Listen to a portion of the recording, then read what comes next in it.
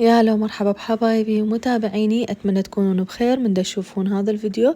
وصفتنا لهذا اليوم هي الطرشي الأحمر العراقي الشلغم. بما أنه الشتاء على الأبواب بخير وسلامة، فحبيت أسوي هذه الوصفة كلش تنفع ويا الأكلات الشتوية، وخصوصا ويا النواشف. طعمها كلش طيب، طريقة ناجحة ومضمونة، وتبقى القرشة لآخر حبة بيها مثل ما تسمعون بالفيديو.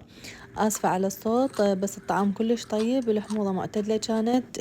تابعوا الفيديو للنهاية حتى نشوف شلون سوينا الطريقة.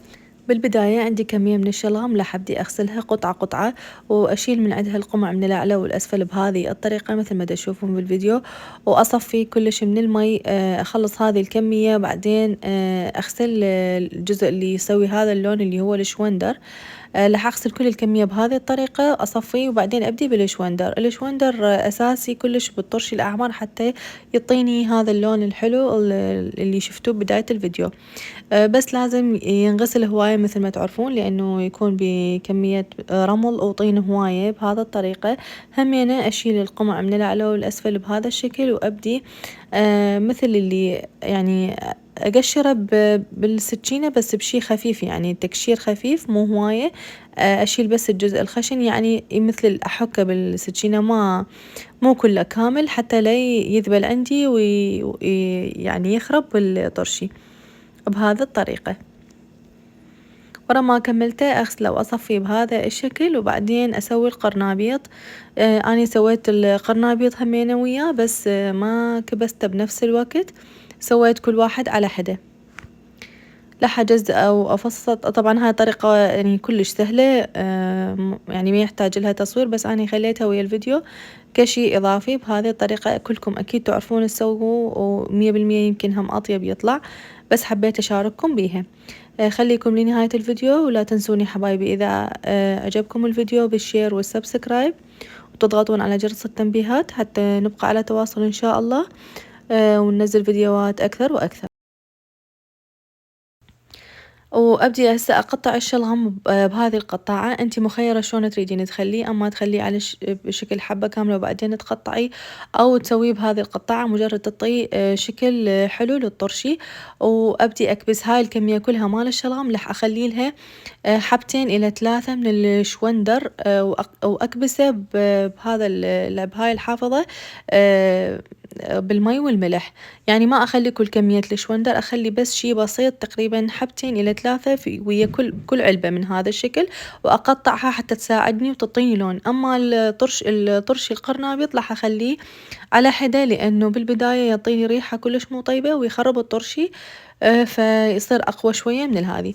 هسه المحلول اللي راح أخليه حتى أكبس بيه بالبداية كمرحلة أولى هو بس مي مفور بارد، ويعني مفلتر بارد، ويا ملعقة من الأكل من الملح الخشن. ضروري ملح خشن مو ملح ناعم، لأن الملح الناعم يخرب الطرشي، يخليه يستوي بشكل أسرع وما يحافظ على قرمشته، يكون لين. ضروري ملح خشن مثل ما قلت لكم، وأيضا الملح الناعم بيود في يعني يخربط الطرشي. فأضيف كل الكمية بهذا الشكل، لتر ملعقة أكل من الملح الخشن على كل كمية أنا مسويتها، وأتركه لمدة تقريبا 5 أيام إلى أسبوع حسب نوع الشلام مالتج. هنا أنا الشوندر بهالأثناء الكمية اللي زادت عندي سلقتها وتركتها يوم كامل بالثلاجة حتى تنزل كل هذا اللون القوي. وبعدين استفاد أيضا من الشوندر، هم أكبسه بالطرشي أو نسويه بالزلاطة، والمي ناخذه نكمل بيه المحلول الثاني. بعد ما استوى عندي ورا تقريبا 5 أيام بهذا الشكل. تشوفون اللون مالته كأولي يكون مو كامل، بس انه اطلع كل المرارة مالته العفو والريحة المو طيبة. ابدي اغسله واصفيه بالمصفي، بعدين اجي اساوي بالطبقات، طبقة اخلي من الشلغم والشوندر هو نفسه، وطبقة من القرنابيط بهذا الشكل لحد ما تكمل عندي كل العلب بالتساوي. هسه هاي العلبة كلها أخليها نص شوندر، وغرقنا الدنيا كالعادة لأنه نتعاجز نفرغ، فأكلناها خوشكلها. هسه وفرغتها، خليت نصها شوندر، وبعدين ضفتها الباقي خل أبيض. خل أبيض هذا مفور وبارد، ما يخرب الطرشي، إنه يعني مضمون.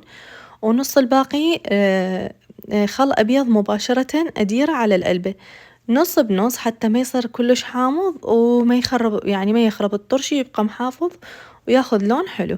بهذا الشكل لحد ما أتأكد إنه وصلت الكمية للأخير متغطي للآخر شي.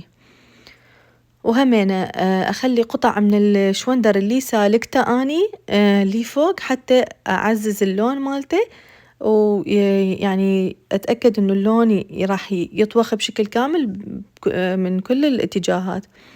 وهم أقلبه تقريبا ساعتين لحد ما أتأكد إنه كل اللون انخبط بشكل كامل من الأسفل للأعلى، وأرجع أسوي نفس اللي سويته بالعلبة الثانية بهذا الشكل.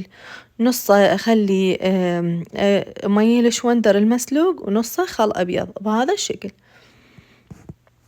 وهم أضيف بالبداية الشوندر المسلوق هذا حتى يعطيني لون أكثر، وأقلبها نفس الحركة تقريبا ساعتين، وأتركها ورا يومين يلا أجي أفتحها.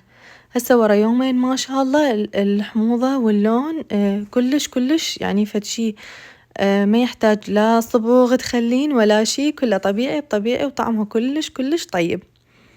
سهمنا وسهمكم العافية حبايبي. إذا حبيتوا شيروا بين أحبابكم وأصدقائكم، ولا تنسوني باللايك والشير والسبسكرايب، وتضغطون على جرس التنبيهات، وتلتقيكم في فيديو جديد. في أمان الله.